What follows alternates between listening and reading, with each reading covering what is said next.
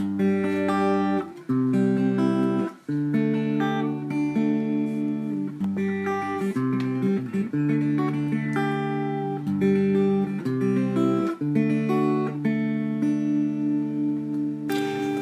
and gentlemen, welcome to the Galloway and Thomas podcast. My name is Thomas Galloway. To my right, Noah Galloway. How are you doing today, Noah? I'm doing great. To my left, Caeden Da Silva. and Caeden, how are you doing today?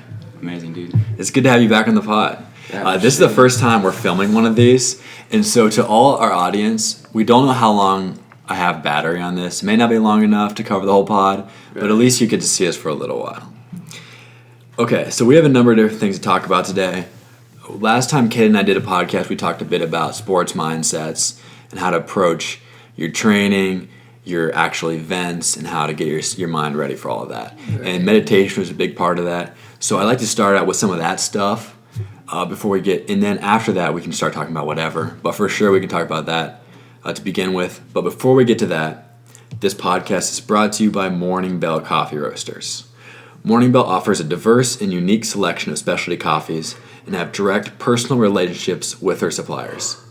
You can visit Morning Bell at 111 Main Street in Ames, Iowa, or get their coffee at the Wheatsfield Co-op or either Hy-Vee location in Ames. If you do not live in the Ames area, that is not a problem. You can order off their website, morningbellcoffee.com, and shipping is free anywhere in the United States if you order over 2 pounds of coffee. And whether you visit the actual location or order online, let them know we sent you. Okay. So before we get too far into our topics, Caeden, you had a conference track meet last night. Just tell us how that went. It went pretty well. I got I got third in my Open 4. Nice. And I got second in my Open 2. That was like the closest race I've ever been in, though. It was so close, .02. That's crazy. No, it was like 200ths of a second. Yeah.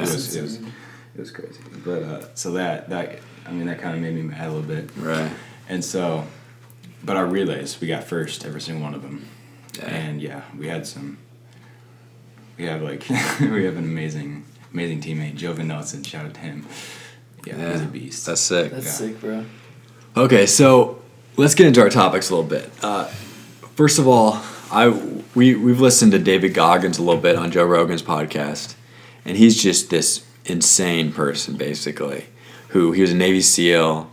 He now runs 100-mile races. He's run more than that, right? He's doing. I think to qualify for the 150-mile race, he had to do 100 miles in 24 hours, and so he had to. So to do that, he would run around a track, and it's obviously super boring, super monotonous, and so he did that. And okay, so prior to doing this, the most he'd ever run was 20 miles. And then he does this in 24 hours, 100 miles, just going around just a regular track. It's not obviously really boring, but he made it. Right. And one thing that really stuck out to me from this podcast was he talked about during a 100-mile race or during a super long race in general, you go through every stage of every emotion, every possible state of mind throughout this entire race. You go through depression, elation, a satisfaction, a sadness. I don't know what all he went through, but he just felt like he went through so much more life than most people ever live in their lives. He went through this in this one race. Yeah. And just that whole idea was, I just really was into that whole idea. Yeah, that's crazy. Yeah. I've never heard of that except for when you told me when you ran yours. Right. Yeah, and something I learned in basketball is that those 8-minute quarters, that total of 32 minutes, is a perfect time, a capsule of life. Right. Because say you get hot, and then you go on a shooting slump, and then sometimes it's just even keel, consistent. But you experience everything in a short amount of time, and a lot of people don't get to experience that. No. Yeah. That's why I've always really liked sports in general. Is all these cliches you hear about life, about not giving up, all these different quotes, you really find out how true they are because, it's basically like life put into an hour or however long your sporting event is. You get to see these life concepts become truth. You actually see them played out. And a lot of people who are familiar with sports, never really played sports, they hear these cliches Yeah. coaches toss around, and they kind of roll their eyes. They're like, "Oh, that's so cliche." Yeah. But it's cliche for a Right. reason. It's true. Yeah, it's true. And you realize that when you hear coaches say these quotes, and then you go out there and it becomes true.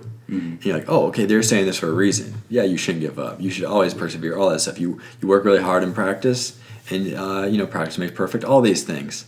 You miss 100% of the shots you don't take. This stuff really starts to ring true.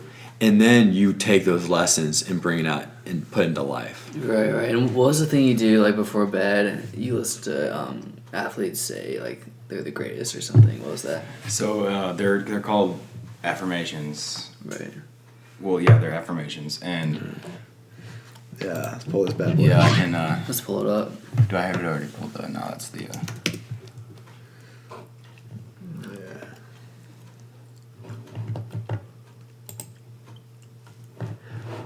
But yeah, what Goggins is talking about really made me want to start doing more long distance running, but also just generally difficult things that take a long time. That you're not. It's not just like a super intense 5 minutes or a super intense short amount of time. It plays itself out throughout a long amount of time. Yeah. Yeah, and I think he broke the pull-up challenge. Yeah, He you should see pictures, like look up Goggins pull-up challenge, but his hand is like cut open in his palms, and it was just like, it was so gross. Yeah, it was like, nice.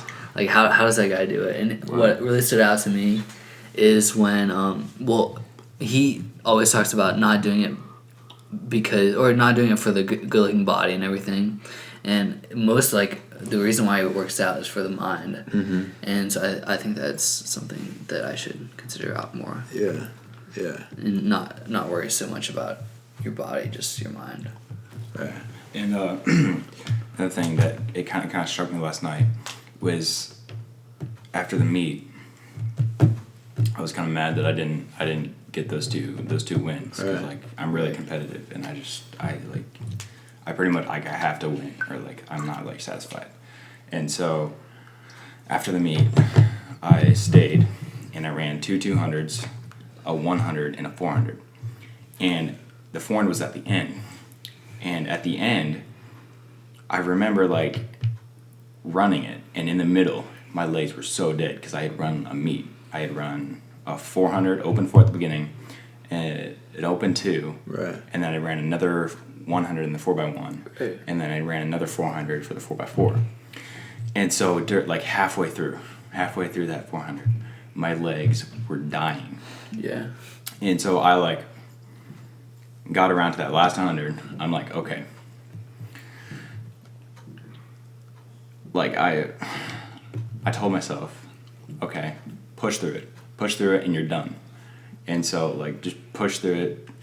So I did like I would normally do in a meet, where I'd speed up that last 100. Mm-hmm. And I remember telling myself, or something along the lines of, if I can do this, my legs are dead. I really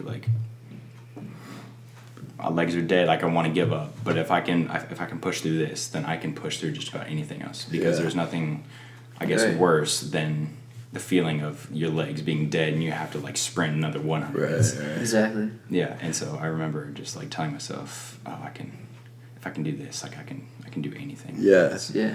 Yeah. That's so true, because one thing I've realized from training for this marathon is you have so many impulses to just tell you to stop doing things. Yeah. You want to stop so much. But once you start ignoring those and basically your body's like, I want to stop, and you're like, no, we're not stopping. Yeah. That really does translate to other parts of life. I work at my job is a place where you can come and go as you please, which is nice in a lot of ways. But the other problem is you have to be really self-motivated. And at any point you could be working and you're like, I want to go home. And it's sort of the same thing with running. Because you could, if you're just doing it by yourself, there's no one telling you to keep going or whatever. You could just stop. Same thing with this job. You could just go home, but you're like, oh, I've put in a lot of hours. And then your body's like, or your mind or whatever, just I want to stop. And you're like, no. So it really does translate. And same thing with studying, whatever it is.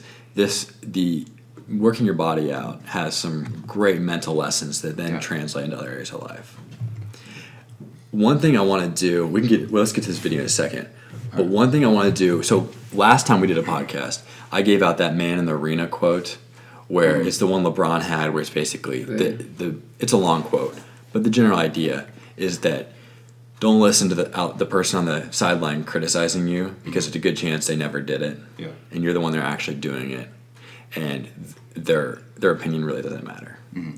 And now, if they did do it, then, I mean, you can kind of take it like, okay, you played back in your day, now you coaching, whatever. But for a lot of people, that's not necessarily the case. And especially for someone like LeBron, like, you can kind of see how when reporters are saying stuff who clearly have never been on his level, he very literally is the man in the arena. Exactly. And he wants to ignore this stuff. So what I want to do is do a quote each time we do this. So I've been reading this book, and it's this guy he's like a philosopher, and he's riding his motorcycle across the country with his kid, with his like 10-year-old boy on the back. But one thing he's talking about is the high country of the mind, which I don't know if high country is a thing people toss around a lot now, but it's like the Wild West. It's like there's no rules, there's nothing to keep you safe really. You're out there and you're all by yourself. So you're talking about that in your mind, where you work really hard or whatever it is, and you get to a point where you have to survive by yourself. You're working through all your different anxieties and whatnot. And so I have like a little bit of what he said in that book talking about the high country of the mind. So I'm just going to read it on the quote of the week. Go for it. The high country of the mind. Few people travel here. There's no real profit to be made from wandering through it. Yet, like this high country of the material world all around us, because they're driving through Montana, so it's like the high country, it has its own austere beauty that to some people make hardships of traveling through it worthwhile. In the high country of the mind, one has to become adjusted to the thinner air of uncertainty, and to the enormous magnitude of questions asked, and to the answers proposed to these questions. But that thinner air of uncertainty is what I really like that. Like the idea of getting to a place where you're comfortable with uncertainty. And that usually means it's a little uncomfortable, is you're not quite, that's the part of the mind, or just life in general, that most people don't really want to go into. They don't want things to be uncertain. They want to be comfortable and all the questions answered, and they want to be sure about things. But you're not going to be sure about a lot of things, especially when you do difficult things. You're constantly going to have questions about yourself. Can I do this? Can I actually follow through? And that's the high country of the mind. And so like that kind of like puts a picture to it. You're like, you think of your mind as a place where eventually you get to the Wild West of your mind. And that is intimidating, but it's also really exciting. I kind of had one of those moments yesterday before my meeting. I was like before the meet. The like kind of questions like can I do this? Am I good enough? Those kind of questions, like, and I had to just tell myself, no, I can do it. Like I'm really good. I can do this. I kind of had to put that mentality of can I do this aside, and it's really tough though. It's just really tough. I think that the coolest thing about the high country of the mind, which I'm going to start using all the time now, it was yesterday, I was listening to the book actually, because I listen to a lot of books, I don't have time to read them all the time. So I was coming home from your meet, and they were talking about this, I was like, this is one of the, so there's some books where you go through, and a lot of it is kind of like, this isn't really it's kind of not really worth my time, whatever, but then there's these little nuggets you get out of it, and it's like, this is life-changing stuff. High country of the mind, I really like that because you can picture it, but it's kind of like that. What you're talking about is that once you do kind of reach that uncertainty, you can still get through it. Like there's always the other side of it. There's always the Pacific Ocean once you get through the Wild West. And it talks about, he says, it has its own austere beauty that to some people make the hardships of traveling through it worthwhile.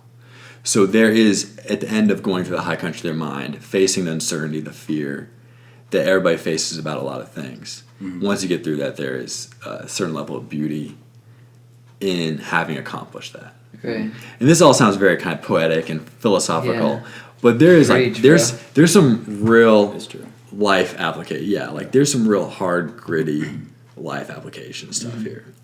But I really like just having like a phrase like high country of the mind to apply to situations like that.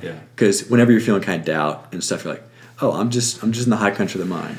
Like this comes with difficult things. It's just part of it. And so I ran 10 miles last Thursday, and I was telling Caeden how it felt like the mind and body were separate. Once you got to mile 8 or 9, it felt like you're watching yourself run. Mm-hmm.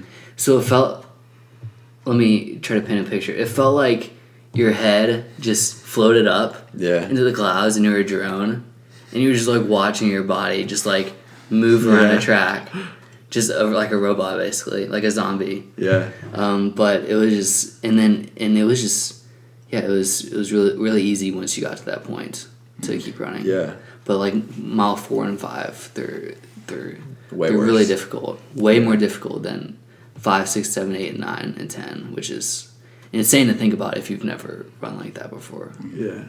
Yeah, when you said that, I was like, oh, yeah, that's true, because it really felt like your body just kind of decided that it's doing the same motion over and over again. Right. And your mind doesn't really have to tell your body to keep doing it. Your body just kind of does it. And then your mind just kind of waiting for your body to reach. I'm not really sure what that means. Just shut off. It might shut off, but also it does a thing where it'll just like not show on the screen anymore, and that just means because he's still filming. Okay. But honestly, if it shuts off completely, it just means battery dead, and we're kind of screwed anyway. So we'll just let it happen. But it's probably still good for a little while longer. Okay. But yeah, it's sort of like you've set a certain amount of time that your body's gonna be doing something. Right. And so your mind just kind of at a certain point just kind of waits for your body to be done. Right. And the more times your body tells your mind to basically shut up, eventually the mind just gives up trying to tell the body to stop. Yeah. All right, let's check out so explain a little more about this. So, those affirmations we were talking about at the beginning. Mm-hmm. Like I explained in our first podcast we did together, was that your subconscious is what controls your conscious. Right. So everything from when you were at the age of 1, or like when you were first born, Right. to up till like about 5, 6 years old, everything that was told to you or how you were treated, that kind of thing, it's implanted into your mind. Right. Into your subconscious, and your subconscious comes up with thoughts based on that. So like if you had problems like talking to people or talking to anybody for that matter, if you had trouble talking, it's because when like you were those younger ages, you got bullied or something negative happened, right, to where your mind's like, it just like your subconscious is like, okay, this is negative. I don't want to be in this situation, and the way to not be in the situation is to not talk to people. Right. Which, I mean, it's not good because you want to talk to people, but your subconscious is just like, no. And so you kind of develop a fear of talking to people. Right. So that's just an example, but things you can rewrite your subconscious by listening to positive things or things you want to accomplish. So, for example, in sports, what I do every time I go to bed, I listen to this while I sleep. Use affirmations to reprogram their thinking. My mind is strong. My body is strong. I build muscle easily. I am extremely durable. I visualize my success often. So those kind of things, when you listen to that, I think it's for about 30 days straight, just listening to that over and over again, like just while you sleep. It doesn't even have to be while you're conscious, like awake doing stuff. It can just be while you're sleeping. Eventually, your subconscious mind will be overwritten by all the positive stuff, and so you'll start thinking more positively, Right. about different stuff. Yeah. And which improves your performance overall because you're not doubting yourself. You make decisions like that without doubting yourself. And so I encourage you guys like that are listening or watching to go look this up and do your own research on this. Right. Because it's a pretty big topic, and I don't think we'd be able to cover it in our podcast here. But Yeah, and we can put the link to that video in the bio for the podcast. yeah, definitely. For sure. Okay, so the next thing I want to talk about, so we talked about in our podcast last time about meditation and how helpful that is in life in general, but especially for sports, because it keeps you in the moment and it allows you not to get too high or too low for no matter what's happening. Yeah. It allows you to move on to the next moment.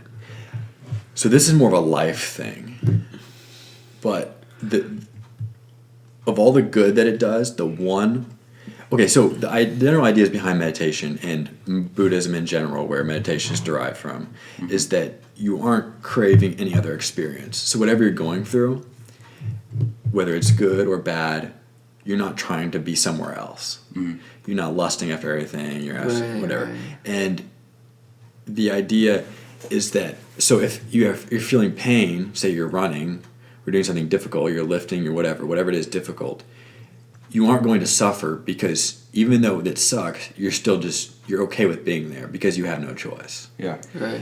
And that you don't, and that is, the suffering comes, the Buddhism says that suffering comes from when you're craving another situation you're not in. Yeah. And that's when you actually suffer. Otherwise, you're just kind of in a situation that's painful, but you're not actually suffering. Yeah. So that's what meditation helps with. So, okay, this is the one thing that I would consider to be the problem with that. And I've heard people talk about this before, where they lose a little bit of their drive. Because the idea of being okay with your situation also leads to possibly being okay with a situation that you shouldn't be okay with. So say you're someone that has, a pretty good job, but you're capable of more, but you're just kind of, because you've been doing meditation every day your entire life, you're just kind of okay with being stuck in that situation. Right. So Yeah. I think of it as being kind of close to being the sort of ignorance is bliss quote, Right. where, like, okay, yeah, like you're feeling good, but it's because you're being ignorant. So is that really good? Yeah. And it's sort of the same thing if you're too zen, like too chilled out, because you've been meditating so much, that you don't really try to make your situation better. And so if you think about people, say like Martin Luther King Jr., if he was super zen, he wouldn't have done anything. Yeah. So we wouldn't have got MLK. If MLK was super zen, he wouldn't be MLK. And we'd have to wait on some other guy to take his place. So is that good? Like, do we want everybody to be super zen from all their meditation? Probably not. And like, do I want to be super zen all the time? Not really, because for me, a lot of the things that I've gone out and done, it's because I had some anxiety about something, I was afraid of something. Yeah. And so then I just went out there, I'm like, I need to face this. I can't be too zen. I can't be too meditative and just get away from this. I need to go face it. Right. But if I was too zen, I probably wouldn't have been like, everybody has fears, it's cool, that can be my fear. And a lot of things that I'm doing now that I really enjoy, I was afraid of once. Right, right. And so like, you can't, I'm a little scared of being too zen about stuff. Yeah. So what I think for me the solution is to avoid not actually going after what you want, is to every so often really like sit down, maybe write some stuff down, really evaluate what your goals are. And then plan out exactly how you're going to do that, and then go back to kind of taking every moment by itself. And basically just say like, okay, I mean, I want to run if I had been super zen, I probably wouldn't want to run a marathon, Right. But I sat down and said, like, what do I really want to do? Run a marathon. What do I need to do that? Well, I need to do each miles every day. You guys saw it. I write down my calendar. Right. Yeah. And then I just go do that. Like, it's just like, it's just part of my day. Yeah. But if you don't really take that time to set out and set like what your goals are going to be, you might just be super in the moment all the time and end up never really doing anything. Right. Like being kind of like being high all the time. Like, Yeah. not actually, but kind of close to that. Because like, I mean, I'm sure there's people who get high every day who are really enjoy themselves. Like they really enjoy their life. Like they're not worried about anything and all that stuff. But is that what you actually want? Yeah. Right. So that's how I think to kind of. It's like I wrote down like, is it possible to be too zen or whatever, to meditate? And so I think that's I think meditation is 99% good, but I think that's a 1% where it can be bad if you let it keep you from not really doing anything. Right, and then like what you're saying about it's whole like if you were to live in Zen all the time, it'd be good and everything. But when you really want something, you can't help but not think about it. Yeah. And then it creates a lot of tension. That's true. And the only way you can alleviate that stress is by doing it, and then you do it, and then you realize how incredible you feel afterwards. It's like, you don't even have to breathe for like a minute. Yeah. It's so you're so relaxed afterwards. Yeah. The tension release process is really stressful. It's really rewarding, and obviously it feels really good afterwards. But before that, the whole day is like really uncomfortable. But that whole process is completely worth it. Yeah, and going off what you're saying there, Right. like, I like to focus on sports a lot. Right. So, like, NFL, that's my goal, that's my dream. Right. I like to focus on that as much as I can. Exactly. But then sometimes there's other stuff that gets in my mind, and I start, like, I getting sidetracked and wanting to think about that a lot. And it's like sometimes, like, it does. Sometimes I start focusing, I get off track. I get off my line, my goal. Path, my path. And you just have to, I think, meditate. When that happens, I don't even take that long. I take maybe like 2 minutes, and I just do a meditating technique. Right. And just to get me back focused, so where I can focus on one thing. Right. And once I start thinking about that one thing, I just focus on that. Right. Yeah, when it comes to, so another thing a lot of people do at the end of the day to decompress a little bit. Just kind of, they had a stressful day, makes you chill out. I like to do in the morning, because then that breathing, I kind of like, like keeping yourself relaxed. I think about that throughout the day. And if I did that the night before, I don't know if I'd think about it as much throughout the day. It's like if you kind of get in a situation you want to stay in the moment a little bit, you kind of just do your, breathe in and out a little bit, breathe deep, breathe deep. So, this is a kind of minor point, but I like to do it in the morning, because then you kind of think about it throughout the day. Yeah, as far as breathing techniques, I've researched the whole like breathing in for 4 counts, and then holding for 4, and then breathing out for 4 counts. So that I was like, it really works. Gotcha. Yeah, and the meditating, what you're talking about, like you're not as motivated anymore after you meditate. I don't meditate like a lot. I just meditate in those moments where I need to be focused. Right. So like before games, before track meets, that kind of thing. I meditate before that, so that I'm focused during that, and then I don't do it for too long, so then that high doesn't last Right. as long. So Right. it just gets me through that game, through that meet or whatever. That's a good strategy, for sure. Something I would do is kind of strange, but I would just lay in my room on my bed with the lights off and go get cucumber slices, and then shut my eyelids, and then put the slices on top of your eyelids. They do this like with the like in spas or something. Yeah. And it really cools off your eyes. And so if your eyes are tired from a long day at school, and that's a quick fix. Yeah. Okay, so not a whole lot left here.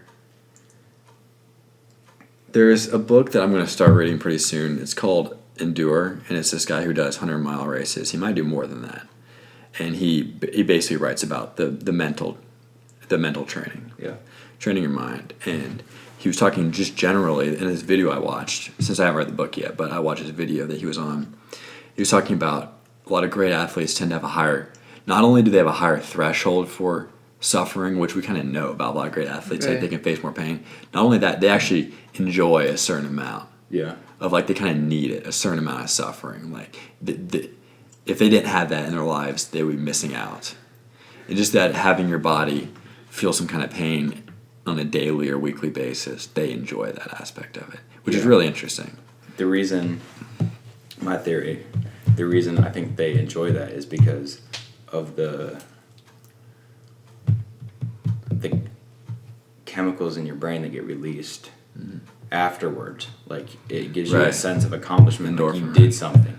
And so it's not necessarily the pain they enjoy, it's the feeling of what they accomplished and the fact that they're better than they were before that. I think that's what, because I found that yesterday, after I did the workout yesterday, after my meet, I felt like really good. I felt kind of like I was high. I felt so good. Yeah, you definitely earned that high when you run. Yeah, I like that too. That you earn it. Yeah, yeah, and just the feeling of driving away from the track and like just being like, nobody. I'm like a bunch of different cars here, and nobody ran 10 miles just now. Like nobody did. Like they just sort of like it. I don't really know. That could like point to some like flaws as a human that you like need to constantly put yourself above other people, but there is this certain sense of feeling like, whatever I just did, nobody else did it. Yeah. And that there is something that I get some pleasure out of. And I'm not sure if that's healthy or not, because that could be something that my entire life I'm I'm wanting to be constantly different and okay, I'm very competitive, and but we all are, I think. Yeah. And you're constantly trying to be better than everybody else. And it gets you a lot of places, but it also can drive you insane. Yeah. And so, and this is another example where some of my meditation come in handy, because we need to kind of chill ourselves out sometimes. Because I find myself just constantly trying to do new things and throwing myself into something. Okay, poker is a really good example. Started playing some online poker, and it was just consuming me. That's all I want to do, and I wanted to get better at it. I constantly want to improve, and that's all I was focusing on. And so it's stuff like that where it's just kind of hard. You kind of have to I have to constantly be reevaluating what I'm putting my time and effort into, and not letting one thing like that completely get myself obsessed with. But right, and I think Gabby, you were saying that we feel the constant need to feel like we're a lot better than other people. I think that's at least I do it just because human nature is inherently you doubt yourself all the time, and I think everybody obviously feels that, and this is it's a great way to counteract that feeling. You kind of want to prove yourself by doing things better than other people do them. Yeah, and you were saying how Ollie would say that he's the greatest. How eventually, after you say that a bunch of times, you actually feel like you are. Then that just it pushes away the doubt. Yeah, definitely. And for sure. Okay, well, let me look here real quick. I don't think I have anything specifically to go over. We've gone 35 minutes. That's pretty solid. yeah. But I don't have anything else specific. Do you guys have anything you want to talk about? Yeah, I could definitely talk about some more stuff. Okay, so let's do this. Let's finish off by kind of going through specifically what our physical activity, our summer training workout plan is. Kind of lay that out. What are kind of our goals for the summer, and then we'll come up with some more stuff to talk about next week. Because if we're doing this on a weekly basis, I'm not sure what that means. If we're doing this on a weekly basis, yeah, we're gonna run out of stuff. We might run out. So 35 minutes is pretty solid. Yeah, that's good. I don't really. This is so it didn't die earlier. Yeah. It just shut off briefly. Okay. Okay, yeah, so our summer workout plan. Well, for me, I can just tell you right off the bat, through January 29th, I'm going to be running 3 to 4 times a week, 1 day a week, doing a pretty long one. And I'll max one of the weeks is 20 miles, that'll be the most, and then on January 29th, I'm going to run a marathon. And after that, I don't know. I have a month more here after that. Right. One thing I'm excited, okay, so, going out to Denver, great training, great training ground. And you guys, what you guys should do is come out in the summers and stuff for a couple weeks, get some intense training going. That'd be really fun. Run in the mountains, bro. Yeah, that's the place to do it. You get your. It's like you're wearing those masks. Yeah, it really is. It literally is. Yeah. So that's what I'm doing through January 29th. After that, I might chill out for that last month, but I probably won't, because I really have started liking the mental effects I get from running. Right. So for me, I started training for a marathon, and I ran into a bit of an obstacle. My big toe is I don't know what's wrong with it, but it really hurts to walk.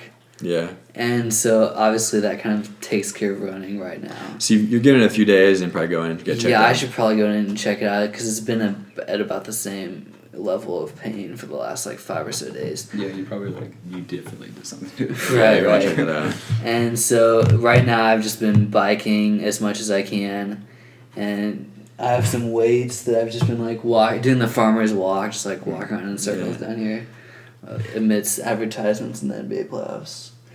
And so I'm kind of I'll just have to kind of play it by ear. For sure. Whether I do this marathon. All right, Caeden. What you got? So, the summer, I haven't got it all fully planned out, because I kind of have to work around my team lifting and team training and team open field and stuff like that for football. Right. But that's what I'm going to be focusing on is football in the summer. Nice. Right. And so this is what I would do ideally if I didn't have to worry about going like with the team to the, all the liftings and that kind of stuff. It's kind of what I did last summer when I didn't have those open fields or lift with the team. What I would do is I'd wake up about 5 in the morning, 5, 6 in the morning, and I'd do all my stuff, get up, just like have some breakfast, chill for a little bit, read something, maybe meditate, and then after that, I would go and I would run on the track. I'd run like a mile or 2 on the track. And after that, I would come home. I would just relax. I would make myself a shake with some strawberries and banana and just milk, something. Right on. Yeah, well, something. And then I would sit down and I would watch football film. I would go on. There's 2 channels I watch. There's like a defensive back channel. Right. Mark Parson. He's a really good coach. His stuff. Some of the stuff he puts up on there you can use in any sport. It's on YouTube? Yeah, it's on YouTube. Okay. You can use in any sport. You can use for any football position. Like some of that stuff, but most of his stuff is for like cornerbacks and safeties and defensive backs, like one-on-one coverage, that kind of thing, coverage in general. I would watch something like that, or I would go over to this other YouTube channel. It was a wide receiver. I forgot his name. I can't remember his name, but he played for the Philadelphia Eagles. Okay. And he was a receiver there. But Mark Parson, I forgot this. He was on the Super Bowl winning team for the Saints. So he played in the NFL. He was a cornerback in the NFL that won against Peyton Manning in the Super Bowl. Dope. So I think that's pretty cool. Yeah. That's awesome. So I would watch something like that, and then for like an hour or so, and I'd just recuperate, rest, and then I'd go back to the field, and I would do footwork drills, or I would call or have Unique or Matt Chitty come down, and we'd do some like footwork drills, and then we'd maybe do some routes, one-on-ones, that kind of thing. And then after that, I would go home, rest. I would take a nap, maybe a 30-minute nap, and I would eat lunch, take a 30-minute nap, maybe watch some more film while I was eating, and then after that nap, I would go back to the field again, and do one-on-ones. Sometimes instead of the first field workout with and Matt Chitty, I would just do footwork drills, that kind of thing, agility drills. Yeah. And then I would call and Matt after I took that nap. So after my during my second one. So sometimes I would have them, or we would work out together in my first field workout, and then sometimes it'd be a second. It doesn't matter, whatever worked for them. Right. And so then after that, I would go home. I would just relax for maybe 3-4 hours this time, because I've already been working out 3 times actually. And so I would need more rest after that. Right. So I would let my body recuperate for a little bit longer, have a snack or something, watch a little bit more film.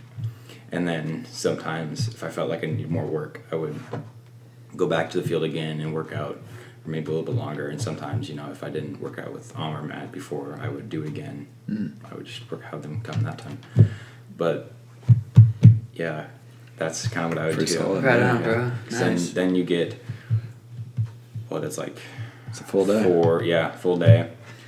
You get 3 workouts a day. Right. And if you think about it, most people, even the good high school players, don't even come close to that. They get maybe 1, 2 workouts a day. But if you do that early by waking up early and getting your stuff done, and by waking up early in general, it lets you get more stuff done during the day. Right. Exactly. And so you get those 3 workouts in when everybody else is getting just 1 or 2. And then eventually over time that adds up, and you eventually just pull away from everybody in your skill, because you practice so much more, and you know the games that you've been watching all that film so much more. Right. Kobe Bryant is the one that gave me that idea.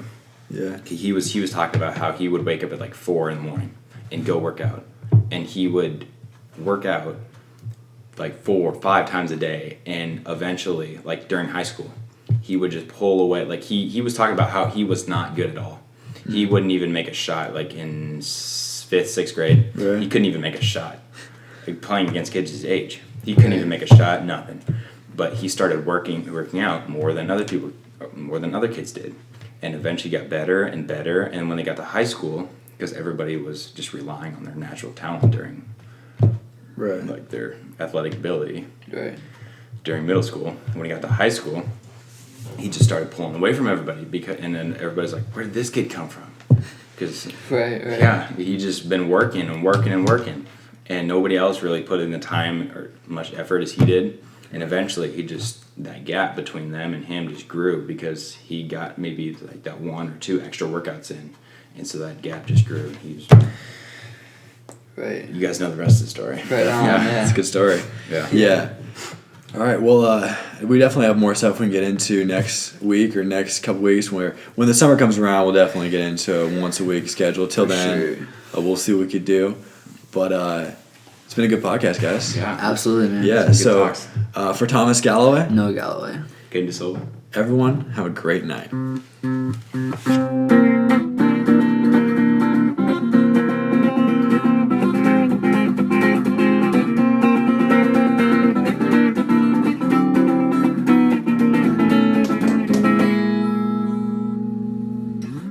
Nice. All right, that was really fun, guys.